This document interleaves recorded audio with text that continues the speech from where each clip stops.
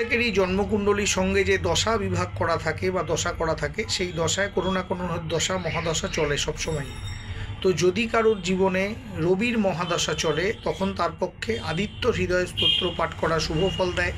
যদি চন্দ্রের মহাদশা চলে কোনো ব্যক্তির, তাহলে সেক্ষেত্রে ভগবান শিবের সহস্রনাম স্তোত্র পাঠ করা উচিত। যদি মঙ্গলের মহাদশা চলে কারোর, সেক্ষেত্রে রামায়ণের সুন্দরকাণ্ড পাঠ করা উচিত। যদি বুধের মহাদশা চলে, সেক্ষেত্রে বিষ্ণু সহস্রনাম স্তোত্র পাঠ করা শুভ। যদি বৃহস্পতি বা গুরুর মহাদশা চলে, তখন গজেন্দ্র মোক্ষ পাঠ করা শুভ।